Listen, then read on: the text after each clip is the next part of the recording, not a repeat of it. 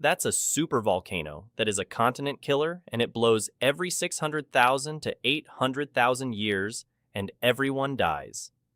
Yellowstone is not a stranger to geological activity, being one of the most well-known geothermal hotspots in the world. However, in the last several days, an extraordinary and horrifying discovery has been made that has rocked the entire region. A strong earthquake shook the park late one evening, agitating the serene surface of the well-known Yellowstone Lake. Thought to be a small tremor at first, it really signaled the beginning of a string of progressively powerful seismic events. A deluge of hundreds of earthquakes struck the park nonstop for the following 2 days. Initial investigations indicate that these seismic events are not coincidental. Such a move would have disastrous consequences.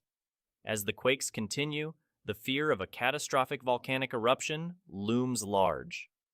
Is the enormous earthquake swarm occurring in Yellowstone a sign of an approaching supervolcanic eruption that has the potential to completely destroy the continent? Join us as we explore the terrifying discovery at Yellowstone that leaves residents running for safety. Yellowstone's supervolcano, a sleeping giant, has the potential to unleash devastation on an unimaginable scale.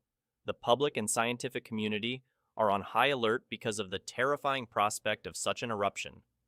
Once lauded for its tranquil beauty and natural marvels, Yellowstone is now a terrifying landscape.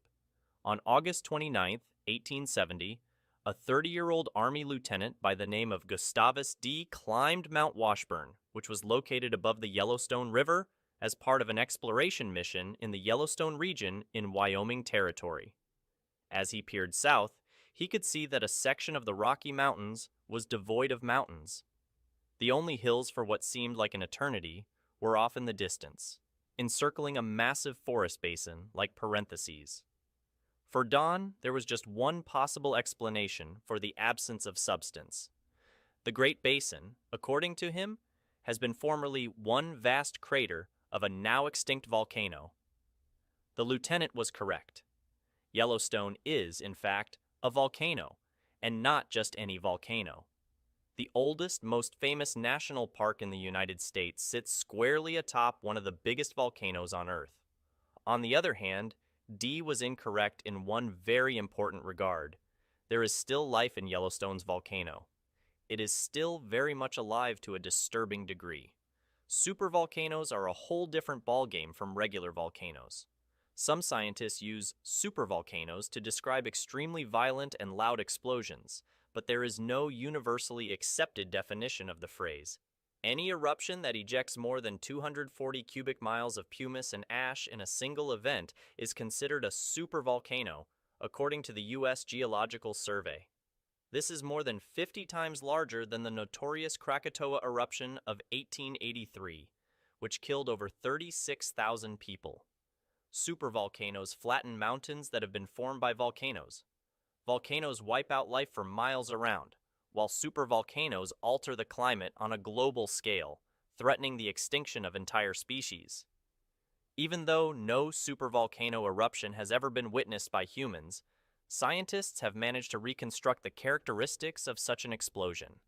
At first, hot steam rises from the Earth's interior and melts rock just below the surface, forming a huge chamber that is filled with a pressured mixture of magma, semi-solid rock, and gases such as carbon dioxide, water vapor, and others. The ground above starts to rise up by a few inches as more magma builds up in the chamber over thousands of years. As if someone were slicing a hole from under a wooden floor, cracks appear along the perimeter of the dome. An enormous runaway reaction occurs when the magma chamber's pressure is released via the cracks, causing the dissolved gases to explode all at once. This is analogous to opening a Coke bottle after you've shaken it, as Bob Christensen, a U.S. Geological Survey researcher who in the 60s was a trailblazer in studying the Yellowstone volcano, described. The surface gives way when the magma chamber is drained. The entire top area sinks into the ground as if the earth were swallowing itself. A massive caldera, meaning cauldron in Spanish, remains behind. Numerous eruptions spanning over 18 million years have occurred at the hotspot that formed the Yellowstone caldera. The eerie moonscapes of the Snake River Plain are formed by the subsequent lava flows, which are a result of ghostly calderas stretching out like a series of gigantic beads across southern Idaho, Oregon, and Nevada.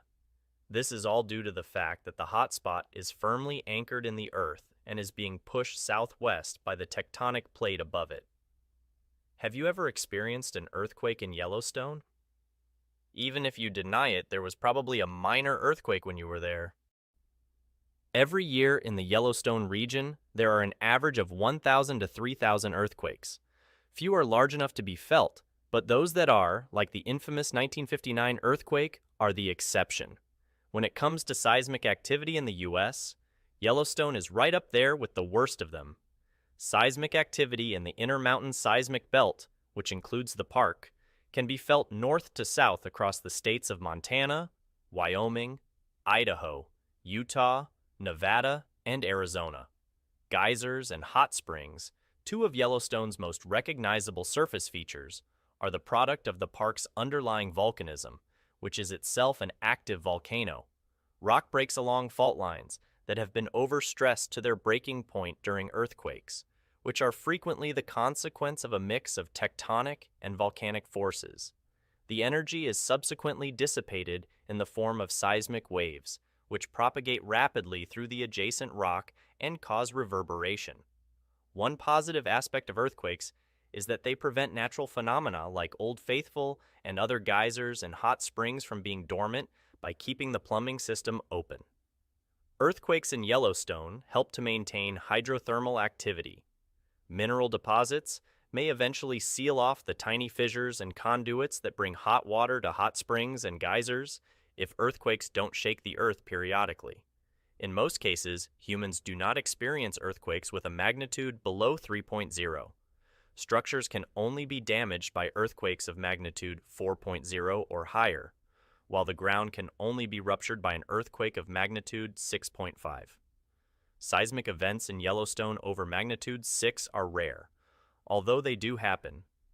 The most famous and most tragic earthquake in the Yellowstone area happened 57 years ago. The 7.5 magnitude quake, which caused 18 miles of surface faulting and was felt across 600,000 square miles, decimated a popular campground at the height of tourist season. The worst nightmare came true for thousands of people on a late summer night when they heard the ground shake with incredible force. The southwest Montana Hebgen Lake earthquake, which had a magnitude of 7.5, occurred on August 17, 1959. It was the second biggest earthquake that the continental U.S. had in the 20th century when it happened.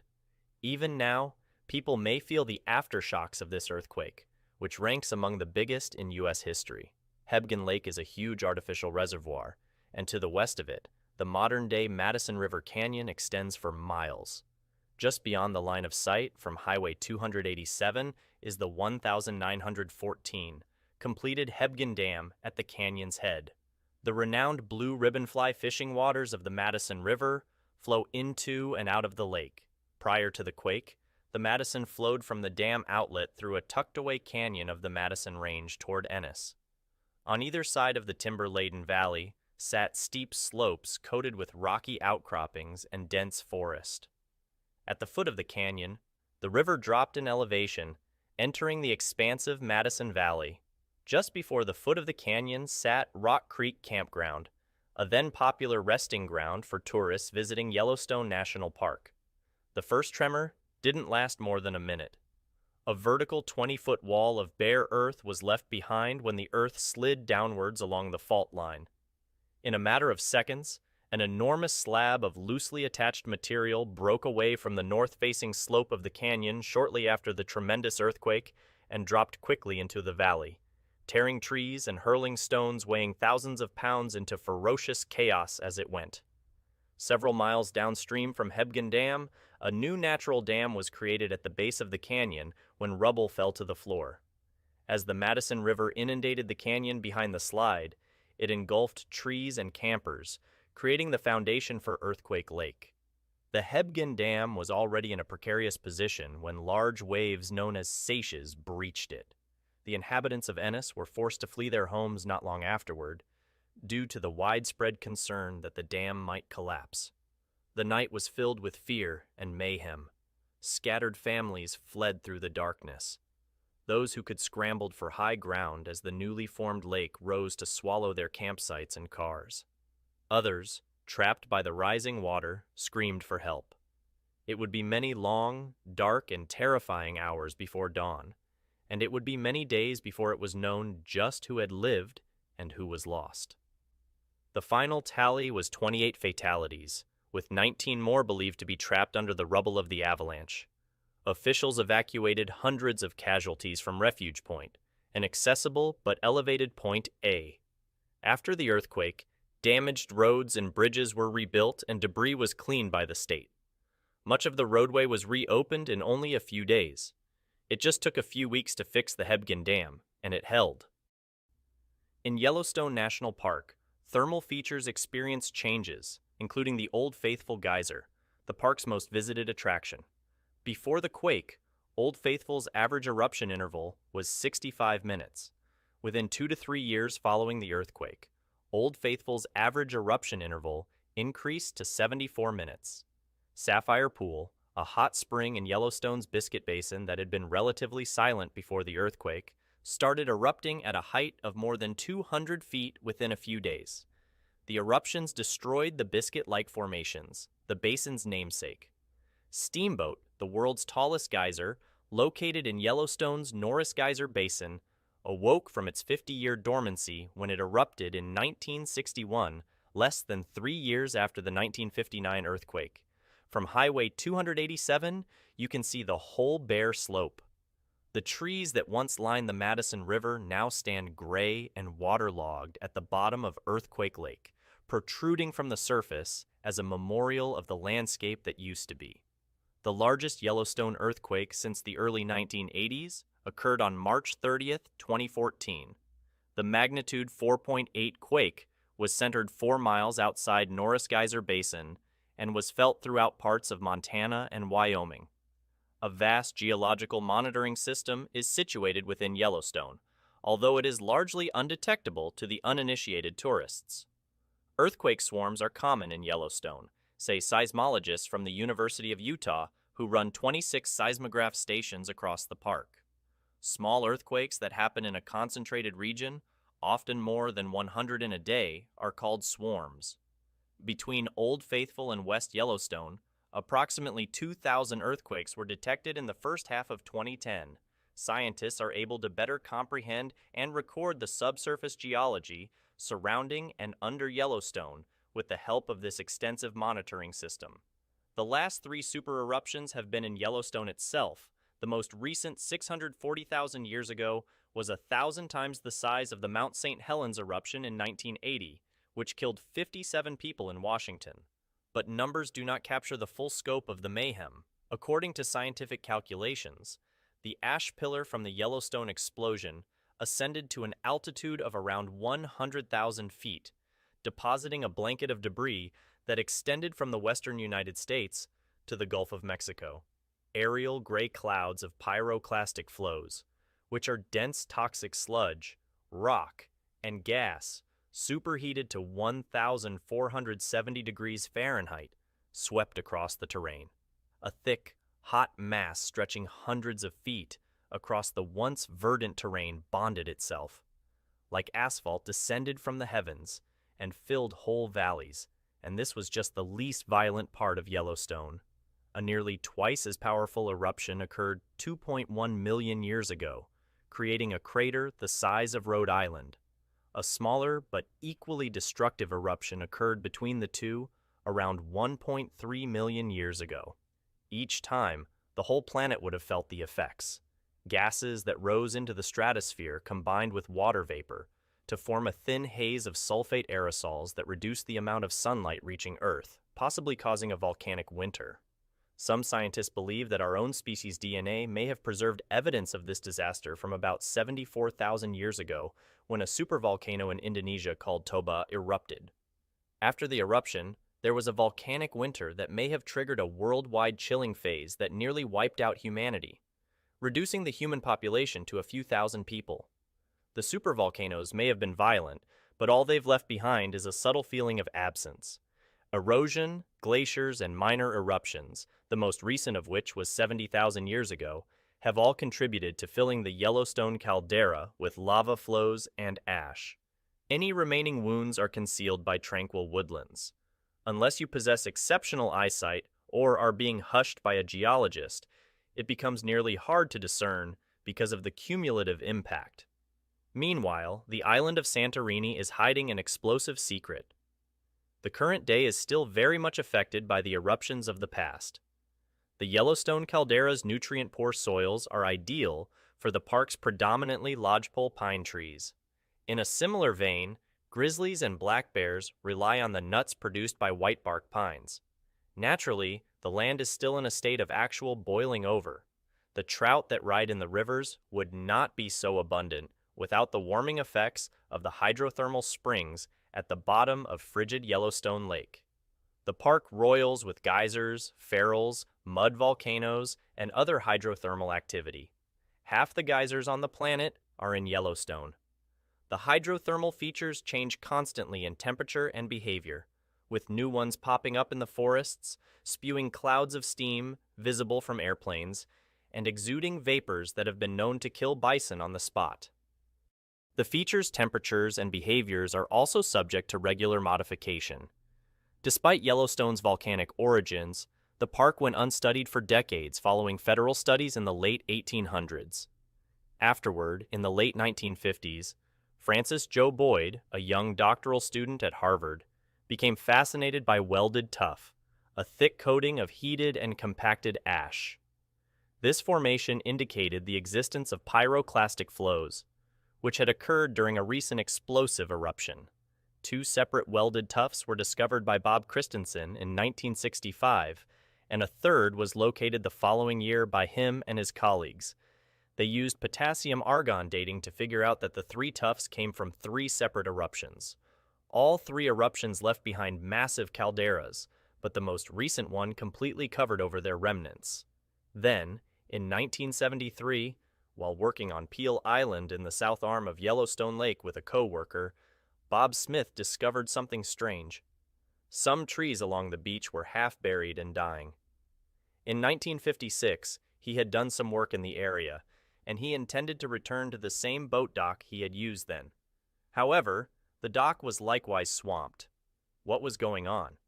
In 1923, park personnel began placing benchmarks on different roadways across the park. Smith, intrigued, set out to resurvey these benchmarks. The Hayden Valley, located on top of the caldera north of the lake, had risen around 30 inches during the intervening decades, according to his assessment. However, the water level at the lake's base hadn't changed. It was as if the northern part of the lake had risen, spilling water into the southern part. The earth was trembling. There was life in the volcano. Smith published his results in 1979, referring in interviews to Yellowstone as the living, breathing caldera.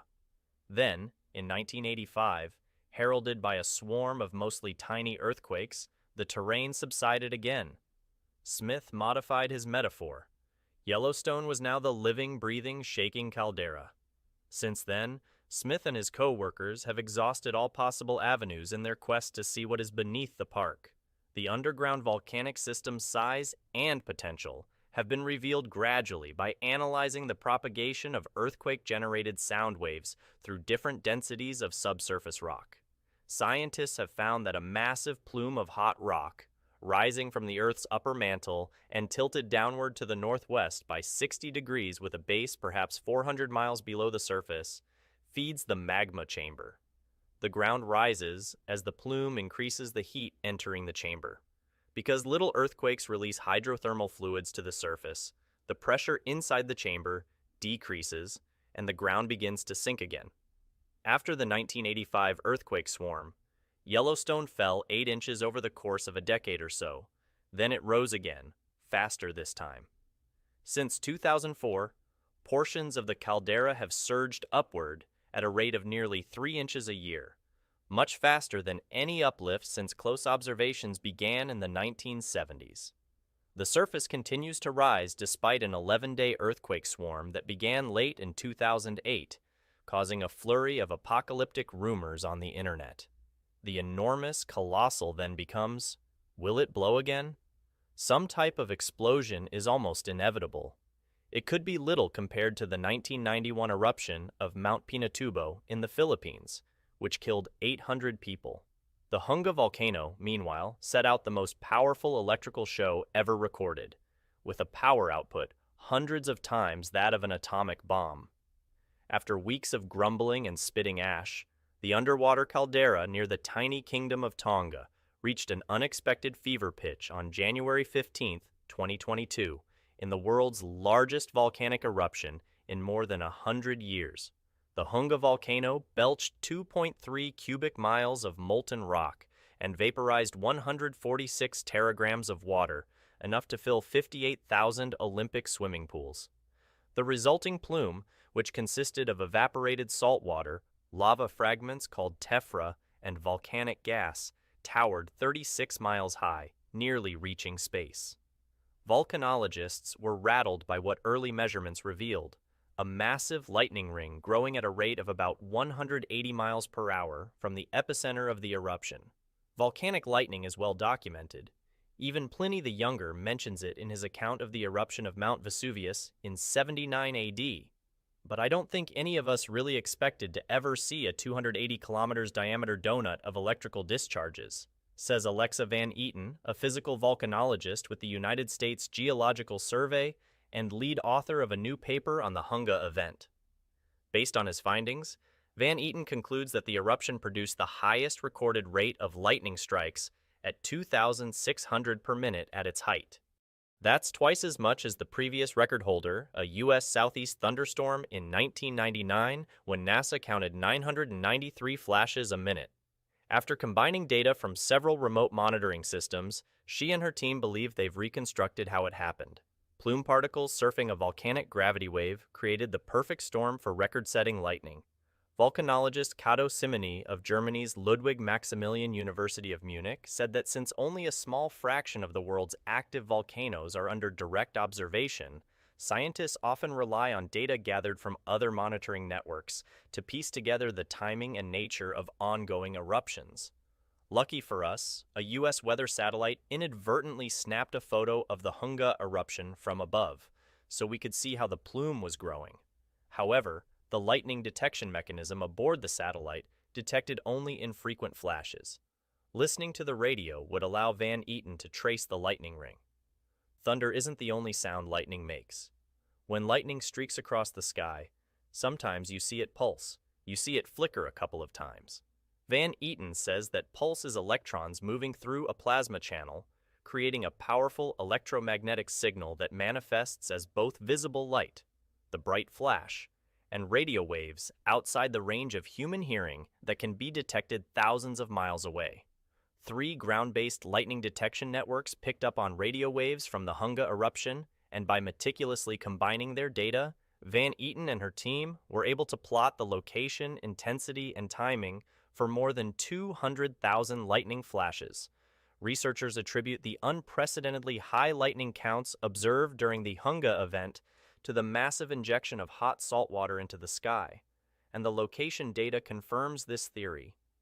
A further peculiarity of the Hunga eruption was the presence of gravity waves. These waves are caused by the upward or downward movement of air triggered by a volcanic plume, which consists of very hot volcanic gases, ash, and evaporated water. When these waves are higher in the water than in the air, they separate the water into layers similar to oil and water. In this scenario, the plume is caught above the regular atmospheric layer.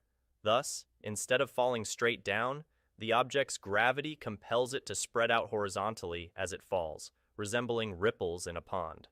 Particles of tephra in evaporated seawater are riding the gravitational wave.